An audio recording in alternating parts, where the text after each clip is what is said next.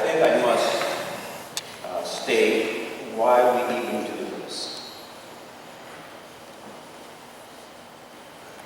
We've been doing this here at St. Pete's for 25 years. And it seemed to me, and it's only gotten stronger, that feeling, that all of our communities owe a debt of thanks to each man and woman who carries a shield, whether they be police officers, sheriffs or sheriff's deputies, different departments of the federal government, EMSs, fire personnel, all of those who protect us either have and are retired, have and are not here with us physically because they're home, Code 3. Those who serve now as an example of those who will serve in the future, in honor and integrity, with love and courage. We in Southeast Michigan and all these counties around us, indeed this nation, owe you men and women that debt of thank you and praise. Thank you.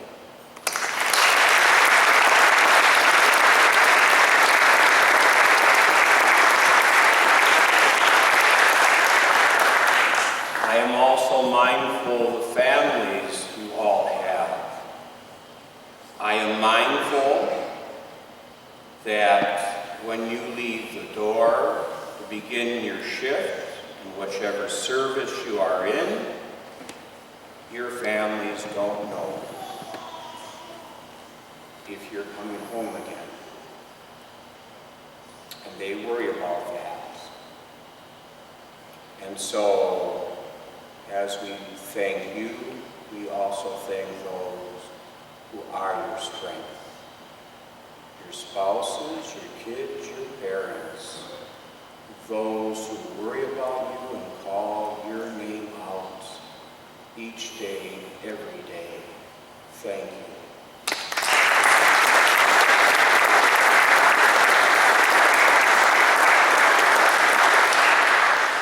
At 3 o'clock this morning, it seems to be when I do my best thinking, sitting in my famous lazy boy in the darkness of my living room, I was asking the big guy, for those of you who are not used to my jargon, that's God. I was asking the big guy what I was supposed to say, because today's my fourth Mass, and no, I am not going to give you the same homily I gave to the other three. That would make no sense for me to talk to you about the tragedy of common from a psychological sense. It might have been a waste of time for the rest of the parishioners too, but I'm not sure. Anyways, the case might be. And the big guy, he said, you know, Mike, you're Irish and you don't believe in coincidence. Take a look at the readings. First reading, wisdom. Let us oppress the just man. You can expand that. There are people out there of different ilks, races, religion, ethnic backgrounds, who should read this pericope from wisdom. Because what they do is let us be set the just man, the just woman, and the just society. In that truth, however, there are men and women who wear a badge of honor and serve our local communities, good people, all of them, as a shield and a wall against those who would and do harm. I am mindful that you put your bodies on the line seems to me that somewhere, someone in this country got the idea that it was all right to have an open season on cops. And they are wrong. And as wisdom would say, they will pay the price for their stupidity, their violence, their anger, and the pain they inflict. Not just against those who are safeguards in our society in so many ways, but also by the society they would hurt. That's the first reading I thought about at 3:15 this morning. The second reading from James. James was not poetic. He was exceptionally practical, and he went for the throat. If you read his life before he was martyred, he called a spade a spade. And in this reading, he tries to outline why there's violence in the world. Pretty big job to do. With all the psychologists, sociologists, psychiatrists, trying to tell us and justify things that can't be justified even if they are understood, James gets down to the bottom of it. But I am mindful that years ago there was a little skinny fella who wore a white cassock who went to the United Nations, and his name was Pope Paul VI. And in his talk to the United Nations and to the peoples of the world, he said, if you want peace, you must sow peace. You must sow it in your own heart. You must sow it in your relationships and within the walls of your own home, so that the homes of our neighborhoods can be islands and cities and expanses of peace. That speech he gave obviously wasn't listened by many people who have control of such things, for every generation has known its own wars, have they not? World War I, II, Korea, Vietnam, Iraq, Afghanistan, and the other 200 firefights around the world. And that doesn't count the violence in our cities, where people have to put bars on their doors and worry and carry weapons because they are scared. And they shouldn't be in a civilized society. But Paul VI quoted James, if you want peace, sow peace. Who does the sowing in the heat of the day, the darkness of the night, the cold of the winters, and yes, even in the beauty of the fall? Is those who work for peace, judges, those who wear badges, and those who serve in so many ways. That's the second reading.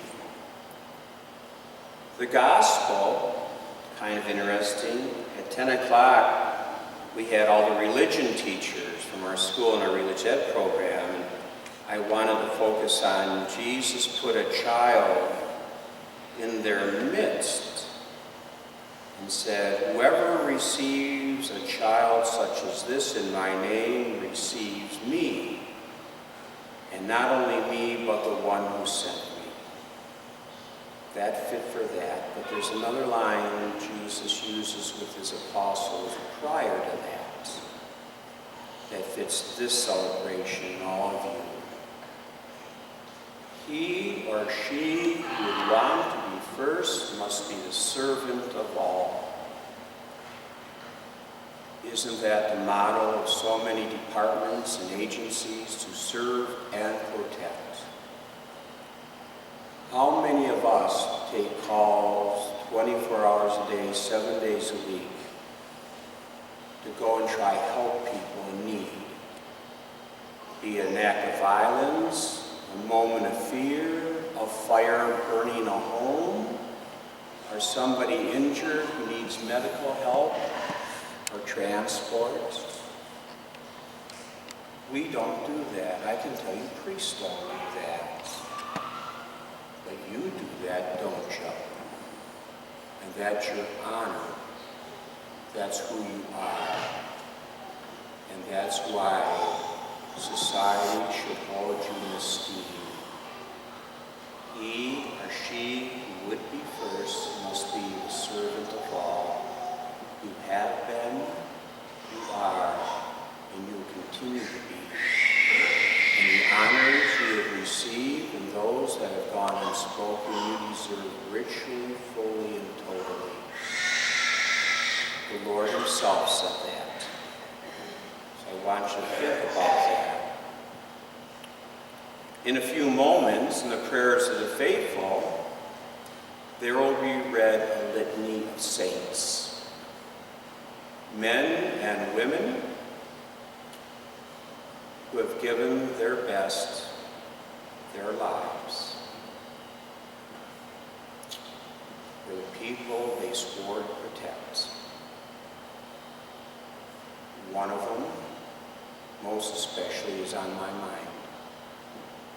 And Ralph Unger's mind, and every narcotic officer in Detroit's mind.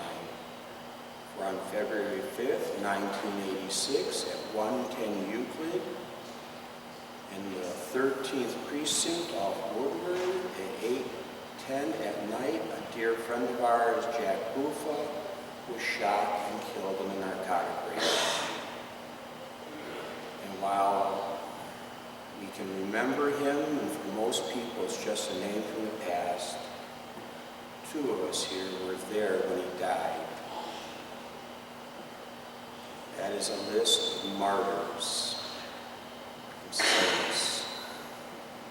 And it would be great if I could say there'd be no more names listed ever again. But I can't say that, even though we can pray for that. I'll leave you with one last thought.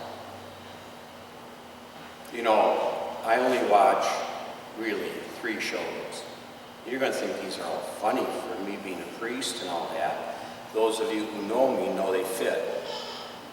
Person of Interest. The man with the black coat. You got a problem? Bang, you ain't got no problem. I often see myself in that role, but only in the confessional. NCIS and Blue Bloods. And no, it's not because I'm taken with Tom Selleck. Although the actress who plays the daughter is not bad looking, I must tell you that. But there's a line that he uses every now and then in that family of peacemakers. Down these violent streets,